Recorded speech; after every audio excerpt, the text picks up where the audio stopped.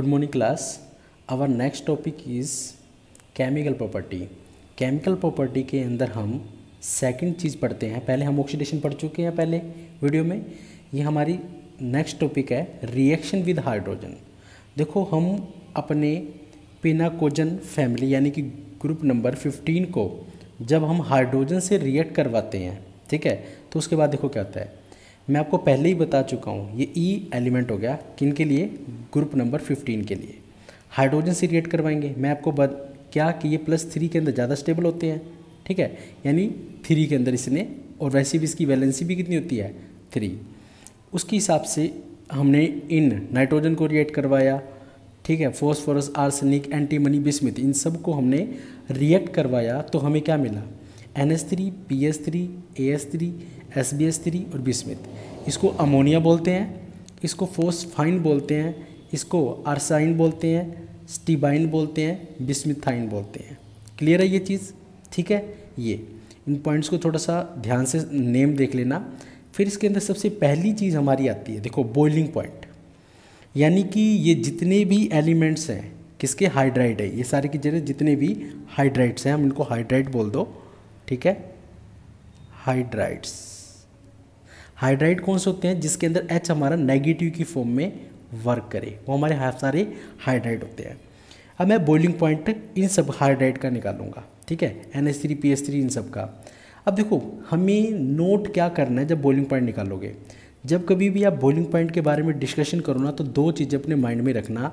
एक तो उसका साइज़ क्या है, ठीक है, और दूसरा उनके बीच में बॉन्डिंग कैसी है। बॉन्डिंग बोल दो या इंटरेक्शन बोल दो, कौन सी उनके बीच में इंटरेक्शन है, ठीक है। ये दोनों पॉइंट हमेशा बॉइलिंग पॉइंट के लिए नोट किए जाते हैं, ठीक है। चलो अब देखो क्या है, डाउन दी ग्रुप हम जैसे जाते हैं साइज इंक्रीज होता है, बिल्कुल होता है। अब देखो जब भी क्वेश्चन आएगा ना, आपको पिकअप कहाँ से करना है, सबके अंदर H, देखो इधर सबके अंदर H कॉमन है ना, H कॉमन। डिफरेंस किस चीज़ का है, डिफरेंस है ये सारे एलिमेंट का, यानी कि एक तो ग्रुप भी सेम है। तो डाउन दी ग्रुप जाएंगे तो साइज़ क्या होगा आपका, साइज़ हमारा इंक्रीज़ होगा, ऑब्वियस सी बात है। साइज़ इंक्रीज़ होगा तो इसका मतलब क्या आना चाहिए, इसका मतलब ये आना चाहिए जिसका जितना बड़ा साइज़ होगा उसका उतना ज़्यादा बॉइलिंग पॉइंट होना चाहिए। तो उसके अकॉर्डिंग मैंने क्या कर दिया, NH3 ये इंक्रीजिंग में है, इंक्रीजिंग ऑर्डर में, इंक्रीजिंग ऑर्डर। मोस्ट ऑफ बच्चे कंफ्यूज रहते हैं इंक्रीजिंग और डिक्रीजिंग क्या है। जिसकी तरफ ये मुंह खुला होएगा ना, ये मुंह खुला, वो इंक्रीजिंग होएगा। और अगर मैं इसका डिक्रीजिंग करता तो BS3 को पहले लिख देता, मुंह उसी की तरफ ही खुला रहेगा, बस ये डिक्रीज, ये बिल्कुल पैटर्न उल्टा हो जाएगा सेम साइज़ के साथ, ठीक है। तो अब इसके अंदर देखो क्या है, इसका मतलब ये पैटर्न बिल्कुल सेम बन जाना चाहिए, यानी कि सबसे ज़्यादा बॉइलिंग पॉइंट किसका होना चाहिए, बिस्मिथ का, बिस्मिथाइन का होना चाहिए सबसे ज़्यादा।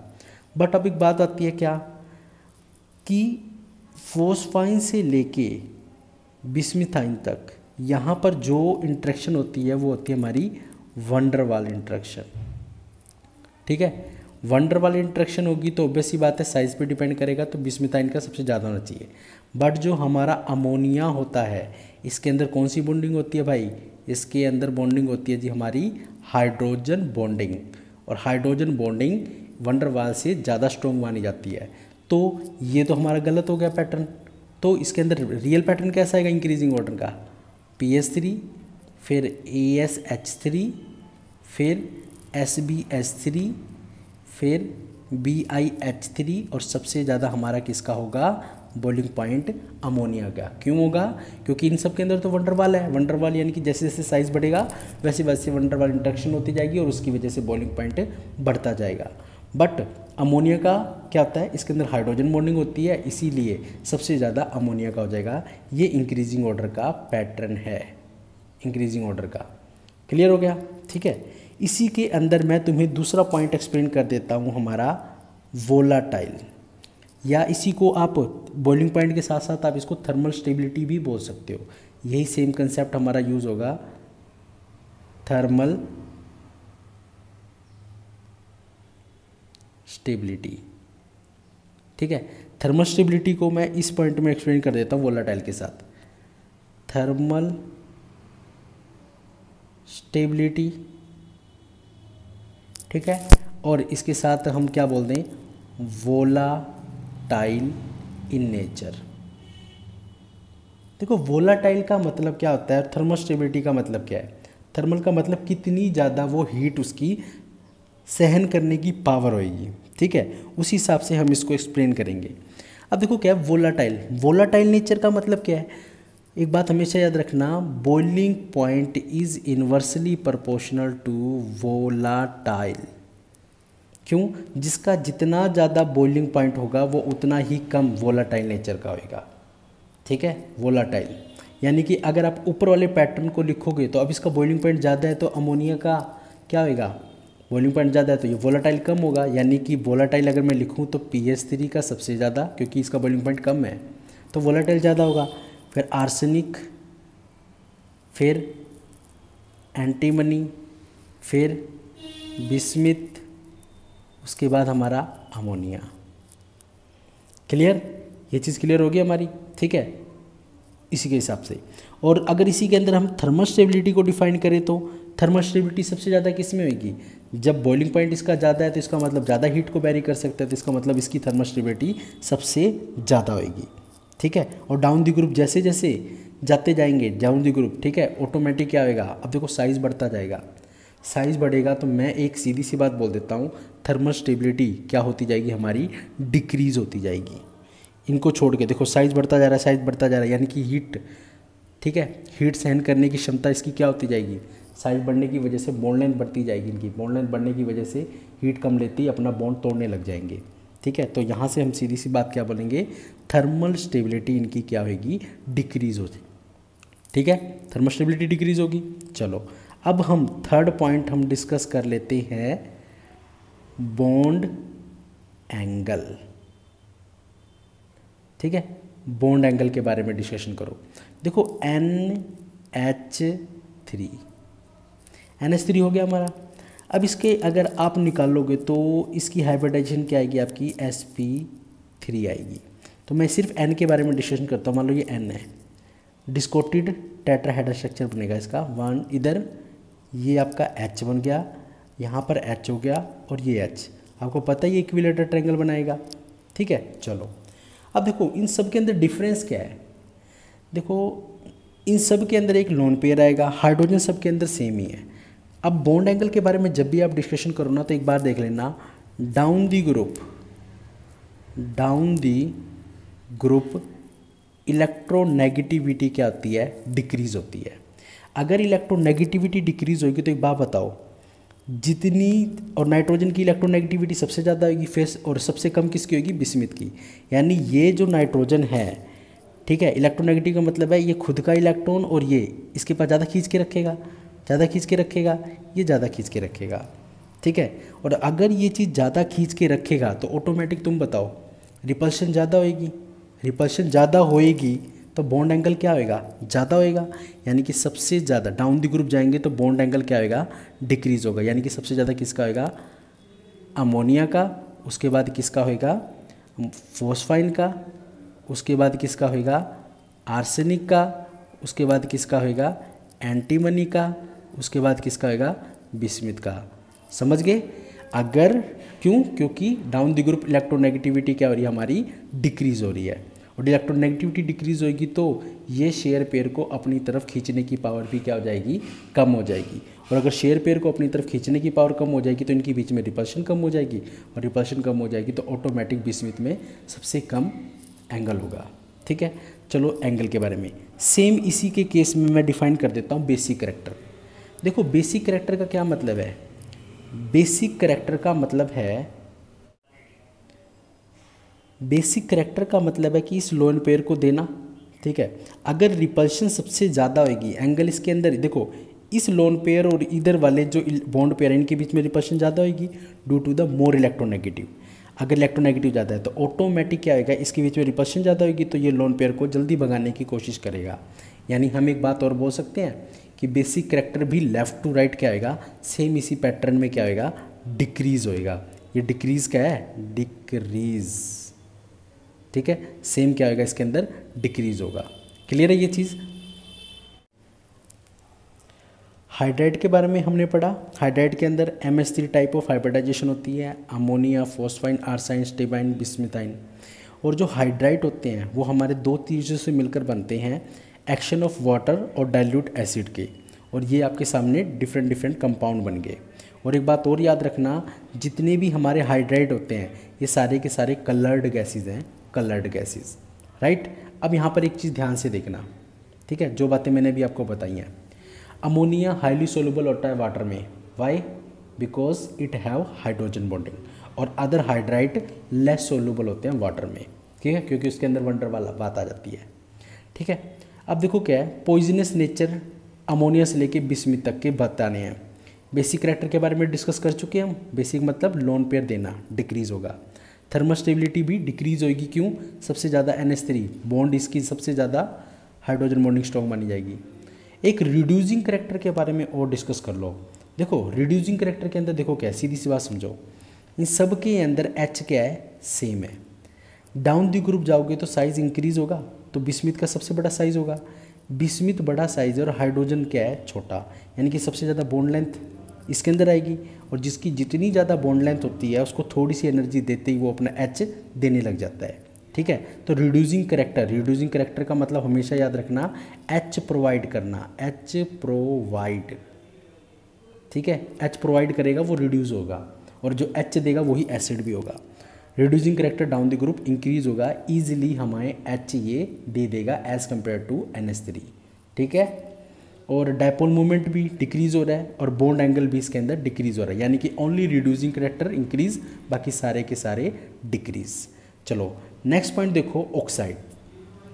ऑक्साइड के अंदर देखो दो तरीके के ऑक्साइड होंगे, ठीक है। हम सीधा अगर एक डायरेक्ट बात करें, क्या लेफ्ट टू राइट जाते हैं तो नॉन मेटल ऑक्साइड बनता है। Non metal oxide are acidic in nature, यानी कि एसिडिक करैक्टर बढ़ेगा।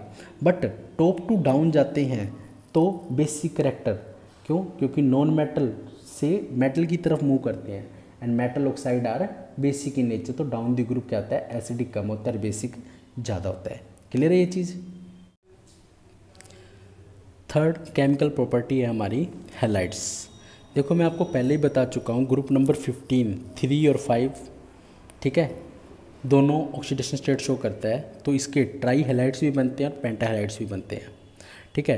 ट्राई हैलाइड्स स्टेबल, ठीक है, एक्सेप्ट NCl3, NBr3 और Ni3, ठीक है। क्यों होते हैं इनके अनस्टेबल? क्योंकि NCl3, ठीक है, इन सब के अंदर वीक इंट्रैक्शन होता है लार्ज एनर्जी का, क्योंकि इसके अंदर बॉन्ड लेंथ ज़्यादा हो जाती है हेलोजन और उसके बीच में, ठीक है। नाइट्रोजन और हेलोजन के बीच में बॉन्ड लेंथ ज़्यादा हो जाती है, जिसकी वजह से क्या होता है, नाइट्रोजन एक तो आपको पता ही है मोर इलेक्ट्रोनेगेटिव होता है, ठीक है, थोड़ा सा इनके कंपैरिजन में, तो इसीलिए क्या होता है, वीक इंट्रैक्शन हो जाती है, वीक बॉन्ड हो जाती है, इसीलिए ये अनस्टेबल बॉन्ड बनाते हैं। और पेंटा हैलाइड, ठीक है, PCl5, आर्सेनिक पेंटा, ठीक है, एंटीमनी, ये सारे के सारे नॉन होते हैं। बिस्मिथ का कभी भी पेंटा हैलाइड नहीं बनता। मैं कई बार क्वेश्चन आता है BiCl5, ठीक है, और BCl3 के अंदर स्टेबल कौन सा होता है? भाई ऑब्वियस सी बात है, due to the inert pair bismuth का पेंटा हैलाइड स्टेबल नहीं होता, ठीक है। और जो अगर आप हाइब्रिडाइजेशन निकालोगे इसकी, तो तुम्हें पता ही है ट्राइगोनल बायोपिरामिडल के अकॉर्डिंग इसकी हाइब्रिडाइजेशन बनती है, ठीक है। और देखो PCl5 के बारे में स्टडी कर रहे हैं। PCl5 का जब हमने एक्सरे, ठीक है, एनालिसिस करवाया, तो हमें PCl5 किस फॉर्म में मिला? PCl4 पॉजिटिव और PCl5 नेगेटिव। इसको हम किस फॉर्म में लिखते हैं? सॉलिड आयनिक फॉर्म में, ठीक है। इसी तरह Br के लिए है, जो PCl5 है हमारा थर्मल डिकम्पोजिशन की वजह से, ठीक है, और ये हाइड्रोलाइज भी हो जाता है वाटर के अंदर। और एक चीज़ देखो क्या है हमारा PCl5, PCl3 और क्लोरीन के लिए टूटता है। PCl5 का वाटर के साथ हम करवाते हैं तो POCl3 और HCl निकलता है, ठीक है। और इसी POCl3 के साथ वाटर करते हैं तो H3PO3 निकलता है। और एक बात और याद रखना special, PCl5 is act as chlorinating agent, ठीक है, क्योंकि इसके अंदर से क्लोरीन निकलता है, हमारा मोस्ट इंपॉर्टेंट चीज़ है, ठीक है। एक मोस्ट इम्पॉर्टेंट क्वेश्चन ये हमारा बनता है, क्या PCl3 को वाटर में डालते हैं हम तो उसका क्या प्रोडक्ट बनता है? सिमिलरली PCl5 को वाटर में डालते हैं हम तो उसका क्या प्रोडक्ट बनता है? सबसे पहले देखो, मैं आपको पहले ही बता चुका हूँ, PCl5, PCl3 और क्लोरीन के अंदर टूटता है, ब्रेक डाउन होता है। तो देखो PCl3 का स्ट्रक्चर बनाओगे तो क्या बनता है, प्लेनर स्ट्रक्चर बनता है, ठीक है। और इसके अंदर आपने क्या कर दिया, वाटर डाल दिया, डाला वाटर। वाटर डालने के बाद देखो क्या है, इस केस के अंदर जब आप PCl3, ठीक है, और इसी तरह अगर आप PCl5 का स्ट्रक्चर बनाओ तो Cl, ये Cl, ये Cl, और एक Cl इधर और एक Cl, ठीक है। पेंटागोनल बायोपिरामिडल स्ट्रक्चर होता है। ये जो एक्सियल एंगल है हम वाटर में डालते हैं, वाटर का मतलब क्या होता है, H पॉजिटिव OH नेगेटिव में ब्रेक डाउन होना। ये सबसे पहले Cl के ऊपर अटैक करेगा और ये, ठीक है, और ये पूरा का पूरा बॉन्ड इधर शिफ्ट। तो एक्चुअल में क्या बनता है, P, ठीक है, समझ रहे हो ये चीज़। यहाँ पर क्या आ गया हमारा, इसको रिप्लेस करके OH, ये हमारा Cl है ही, ये भी Cl है, ये भी Cl है, ये भी Cl, और इस केस में ये अपना ऐसे निकाल के, समझ रहे हो ना मेरी बात, यहाँ से इसने अपना पूरा बॉन्ड शिफ्ट कर दिया, शिफ्ट करते ही ये बाहर, तो यहाँ से हमारा क्या निकलता है, POCl3 प्लस में HCl निकल गया,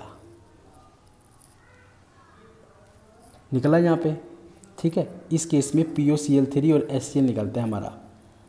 बट अगर मैं इसके केस में बात करूं, क्योंकि देखो इसके अंदर एक्सियल और इक्वेटोरियल दोनों होते हैं, बट अगर PCl के केस में मैं बात करूं तो ये तीनों के तीनों इक्वेटोरियल होते हैं, और इक्वेटोरियल पे अगर अटैक होगा तो इकट्ठे होगा। मतलब आप क्या बात बोल सकते हो, P के साथ OH यहाँ पे भी आएगा, OH यहाँ पर भी आएगा, और OH आपका यहाँ पर भी आएगा। इसका मतलब क्या बनेगा, H3P 1 2 3 O3, H3PO3 निकल गया आपका, और प्लस में HCl, यानी PCl3 को अगर रिएक्ट करवाओगे तो H3PO3 निकलेगा, और अगर किसको PCl5 को करोगे तो POCl3, और क्या निकलेगा हमारा HCl। ये चीज़ हमें ध्यान देना है इन दोनों में। और अगर आप POCl3 के अंदर और वाटर ऐड करो इसके अंदर पर्टिकुलर, तो आपको पता ही है तीनों के तीनों क्लोरीन, ये अब तीनों के तीनों क्लोरीन रिप्लेस होंगे, तो उस केस में आपका बनेगा H3PO4, क्योंकि एक O तो पहले से ही है, 3 क्लोरीन को हटा के क्या आ जाएगा हमारा OH, ठीक है। तो ये भी है चीज़ नोट करने वाली है। PCl3 के केस में वाटर डालोगे तो H3PO3 बनेगा प्लस में HCl, क्योंकि इस फॉर्म में रिप्लेस करेगा इक्वेटोरियल तीनों को। PCl5 के केस में पहले एक्सियल पे रिप्लेसमेंट मारेगा, एक्सियल पे रिप्लेसमेंट मारने के बाद उस केस में हमारा POCl3 बनेगा, और एक्सेस में वाटर डालोगे तो हमारा H3PO4 और HCl तो निकलना ही निकलना है। सबसे मोस्ट इंपॉर्टेंट चीज़ मैं अब आपको बताने जा रहा हूँ, एनोमलस प्रॉपर्टी। हर ग्रुप का पहला एलिमेंट जो होता है वो कुछ एनोमलस प्रॉपर्टी शो करता है। जैसे उसका साइज स्मॉल होता है, इलेक्ट्रोनेगेटिविटी ज़्यादा होती है, आयनाइजेशन एंथैल्पी ज़्यादा होती है, और उसके अंदर वैकेंट छोड़ो, उसके अंदर डी ऑर्बिटल ही नहीं होता, और उसके अंदर मल्टीपल बॉन्ड बनाने की कैपेबिलिटी होती है हर ग्रुप के पहले एलिमेंट में। जैसे कि यहाँ पर नाइट्रोजन दिया गया है। नाइट्रोजन देखो क्या है, एक गैस है, मगर सारे के सारे अदर सॉलिड है।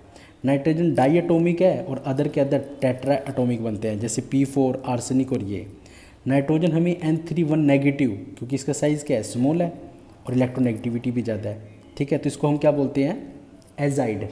N3 नेगेटिव को क्या बोलते हैं हम, इसको एजाइड बोलते हैं, ठीक है। और नाइट्रोजन इटसेल्फ एक केमिकली इनर्ट है, और अदर, ठीक है, और इसको बहुत ज़्यादा डिसोसिएशन एनर्जी की रिक्वायरमेंट होती है। नाइट्रोजन -3 से +5 के बीच में अपनी ऑक्सीडेशन स्टेट शो करता है, मैं आपको पहले भी बता चुका हूँ। और नाइट्रोजन के जो भी क्या होते हैं, हाइड्राइड होते हैं, अमोनिया स्टेबल माना जाता है हाइड्रोजन बॉन्डिंग की वजह से। क्या है, ये सारा एनोमलस प्रॉपर्टी है। Clear, most important anomalous property. और हर ग्रुप के लिए ये रहेगा, साइज का, हाई इलेक्ट्रोनेगेटिविटी का, हाई आयनाइजेशन एंथैल्पी का, वैकेंट डी ऑर्बिटल छोड़ो, डी ऑर्बिटल ही नहीं होता, और मल्टीपल बॉन्डिंग, ये सब में कॉमन रहता है।